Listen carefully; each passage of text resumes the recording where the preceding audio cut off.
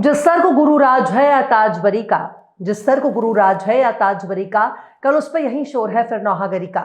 सलाम, नमस्ते, सत श्री अकाल। मैं हूं आपके साथ हर्षिता मिश्रा और आप देख रहे हैं टाइम्स मेल।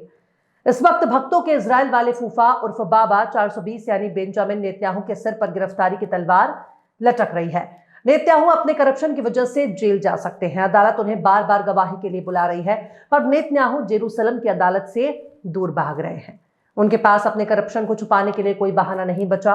साफ तौर पर कहा जाए तो नेतन्याहू की तरकश में जितने भी तीर मौजूद थे वो सारे के सारे तीर खत्म हो चुके हैं। लिहाजा नेतन्याहू ने खुद को हॉस्पिटल में एडमिट कर लिया है। नेतन्याहू अब खुद की बीमारी की नौटंकी कर रहे हैं। एक तरफ यमन की तरफ से दागी गई मिसाइल को रोकने के लिए इजराइल के तमाम एयर डिफेंस सिस्टम फेल हो चुके हैं, तो वहीं दूसरी तरफ हौतियों की मिसाइल और उनके हमलों को रोकने के लिए अमेरिका को अपना एयर डिफेंस सिस्टम थाड को यूज करना पड़ रहा है। यमन के हौती इजराइल को सोने ही नहीं दे रहे हैं। रोज की रोज उनके रातों की नींद को हराम करने के लिए हौतियों की तरफ से कोई ना कोई हमला किया जा रहा है। अमेरिका का ड्रोन भी यमन में जाने से परहेज कर रहे हैं, क्योंकि यमन के हौतियों ने अमेरिका के MQ-9 ड्रोन को मार मार कर कबाड़ में तब्दील कर दिया, जिसकी वजह से यमन का आसमान अमेरिकी ड्रोन के लिए कब्रगाह बनता जा रहा है, जहां से बच पाना अमेरिका के लिए आसान नहीं है। पर नेतन्याहू ने जिस तरह की नौटंकी कर रहे हैं उसे देखकर तो यही लगता है कि भले ही नेतन्याहू को गिरफ्तार करने में इंटरनेशनल क्रिमिनल कोर्ट फिसड्डी साबित हो रहा हो, पर जेरूसलम की अदालत नेतन्याहू को जरूर जेल भेज कर रहेगी। आखिर कैसे गिरफ्तारी के खौफ से अदालत में भर्ती हुआ इजराइल का बड़बोल प्रधानमंत्री? आखिर कैसे नेतन्याहू के सिर पर मंडरा रही है गिरफ्तारी की तलवार? आखिर कैसे अदालत के आगे गिड़गिड़ा रहा है अंधभक्तों का फूफा नेतन्याहू? बताएंगे आपको और भी बहुत कुछ, लेकिन आप अगर हमारे चैनल पर नए हैं और पहली बार हमारे वीडियो को देख रहे हैं तो आप हमारे चैनल टाइम्स मेल को सब्सक्राइब कर दें, वीडियो को लाइक कर दें और बेल आइकन का नोटिफिकेशन बटन भी प्रेस कर दें, ताकि बिना देरी हमारी हर खबर आपको मिलती रहे। लौटते हैं अब खबर की तरफ। नेतन्याहू इस वक्त गिरफ्तारी के खौफ से इतना हद तक परेशान हैं कि अब उनको कोर्ट से बचने के लिए अस्पताल का सहारा लेना पड़ रहा है। उन पर कई तरह के फ्रॉड के इल्जाम लगे हैं और अदालत में उनके खिलाफ ढेर सारे सबूत भी मौजूद हैं। खासकर इजराइल की मीडिया को गोदी मीडिया बनाने के चक्कर में नेतन्याहू बुरी तरह से फंस चुके हैं। उन पर कारोबारी घरानों और समाचार पत्र प्रशासकों के साथ रिश्वतखोरी के गंभीर इल्जाम हैं, जिसमें सबसे खतरनाक केस के तौर पर वल्ला न्यूज वेबसाइट और बेजैक टेलीकॉम के मालिक शॉल एलोविच का मामला है, जिसमें नेतन्याहू ने गैर कानूनी समझौता किया, जिसमें रिश्वत खाने का इल्जाम भी लगा है। नेतन्याहू ने पैसे देकर अपने फेवर में खबर चलाने के लिए कहा भी था, लेकिन मीडिया संस्थानों ने गोदी मीडिया बनने से इनकार कर दिया, जिसके बाद नेतन्याहू ने उन पर सरकारी शिकंजा कसना शुरू किया। उन पर फर्जी इल्जाम लगाकर जेल में डालने की कोशिश में लग गए, पर अब उनको यही केस बहुत भारी पड़ गया है, क्योंकि अदालत में नेतन्याहू बुरी तरह से फंस चुके हैं। अदालत में पूछे गए सवालों का जवाब देने में नेतन्याहू के पसीने छूट रहे हैं, जिसकी वजह से नेतन्याहू कोर्ट के जरिए दोषी भी ठहराए जा सकते हैं। लिहाजा जेल जाने से बचने के लिए नेतन्याहू ने फिर से एक नौटंकी शुरू कर दी है और चुपचाप अचानक ही अस्पताल में एडमिट हो गए हैं। इजरायली मीडिया में यही बताया जा रहा है कि नेतन्याहू को इतवार के रोज प्रोटेस्ट की सर्जरी के लिए अस्पताल में भर्ती होना पड़ा, क्योंकि नेतन्याहू के पेशाब के रास्ते में इन्फेक्शन हो गया और जैसे ही उन्हें इन्फेक्शन का पता चला वैसे ही उन्हें प्रोटेस्ट हटाने के लिए अस्पताल में एडमिट कराना पड़ा। अब उनका ऑपरेशन करा गया, जो बिल्कुल कामयाब रहा, क्योंकि सब कुछ नेतन्याहू के प्लान के मुताबिक ही हो रहा है।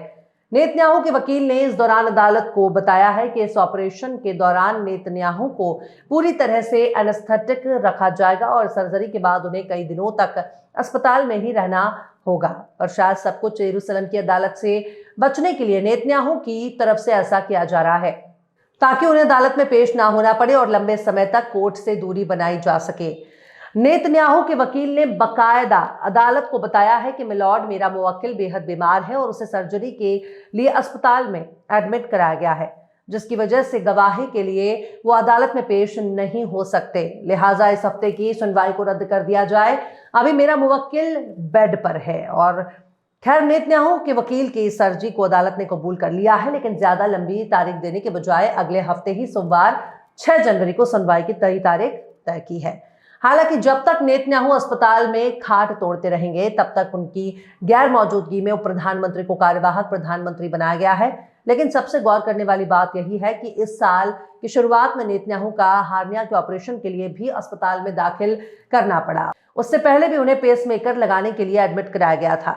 दरअसल अभी हाल ही में नेतन्याहू को अपने खिलाफ चल रहे मुकदमे में बकायदा कटघरे में खड़ा होकर गवाही देनी पड़ी थी।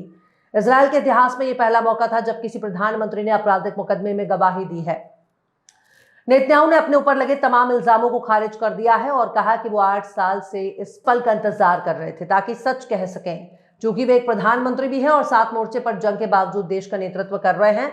नेतन्याहू ने उस वक्त कहा था कि मैं कोई अच्छी जिंदगी नहीं जी रहा हूं, मुझे 17-18 घंटे काम करना पड़ता है, मैं लंच भी ठीक से नहीं कर पाता, देर रात तक काम करना पड़ता है और तकरीबन 2 बजे सोने का मौका मिलता है। मेरे पास परिवार और बच्चों से मिलने का बिल्कुल भी वक्त नहीं है। नेतन्याहू पर अमीरों के जरिए दी जाने वाली गिफ्ट और सिगार का मामला भी चल रहा है, पर नेतन्याहू ने खुद को बेहद पाक दामन बताया है और कहा है कि मुझे शैंपेन से नफरत है, मैं कभी कभी सिगार पीता हूं लेकिन उसे भी पूरा नहीं पी पाता क्योंकि मेरे पास इतना वक्त नहीं होता, मैं लगातार मीटिंग्स और ब्रीफिंग में बिजी रहता हूं। ये इल्जाम भी बहुत ही बेतुका है कि मेरी पत्नी और सास अच्छी जिंदगी जीते हैं। नेतन्याहू पर महंगे शैंपेन और सिगार लेने के बदले अरबपति हॉलीवुड डायरेक्टर को फायदा पहुंचाने का भी इल्जाम है। यह भी आरोप है कि उन्होंने अपनी साफ सुथरी छवि बनाने के लिए अखबार मालिकों को कई तरह का फायदा पहुंचाया है। नेतन्याहू से जुड़े इस मुकदमे की सुनवाई लगातार चल रही है। इसमें 140 लोगों को गवाह बनाया गया है, जिसमें नेतन्याहू के कुछ भरोसेमंद लोग भी शामिल हैं जो नेतन्याहू के बेहद खिलाफ हो चुके हैं। गवाहों में पूर्व प्रधानमंत्री यायर लापिड और कई मीडिया हस्तियां भी शामिल हैं। वकीलों ने रिकॉर्डिंग, पुलिस डॉक्यूमेंट और टेक्स्ट मैसेज समेत कई सबूत पेश किए हैं। यानी नेतन्याहू इस मुकदमे में दोषी भी साबित हो सकते हैं। पर बात सिर्फ यहीं तक नहीं है, इनकी पत्नी भी अपने पति से कम नहीं है। अभी हाल ही में नेतन्याहू की पत्नी सारा नेतन्याहू के खिलाफ अटॉर्नी जनरल ने जांच के आदेश दिए हैं। सारा नेतन्याहू के खिलाफ एक रिपोर्ट में विरोधियों और एक गवाह को परेशान करने और धमकाने का आरोप लगाया गया है, जिसके बाद जांच का आदेश देते वक्त अटॉर्नी जनरल ने इसे बेहद गंभीर मामला करार देते हुए जांच के आदेश दिए हैं। पर मियां बीवी दोनों में कोई ज्यादा अंतर नहीं है। पति को प्रधानमंत्री होने का घमंड है तो पत्नी को प्रधानमंत्री की बीवी होने का गुरूर है। पर दोनों पर भ्रष्टाचार और कदाचार की जांच चल रही है। नेतन्याहू बचने की खूब कोशिश कर रहे हैं, पर बकरी की अम्मा कब तक खैर मनाएगी। बहरहाल चलते चलते आखिर में मिर्जा गालिब ने भी क्या खूब फरमाया है, आईना देख अपना सा मुंह लेके रह गए।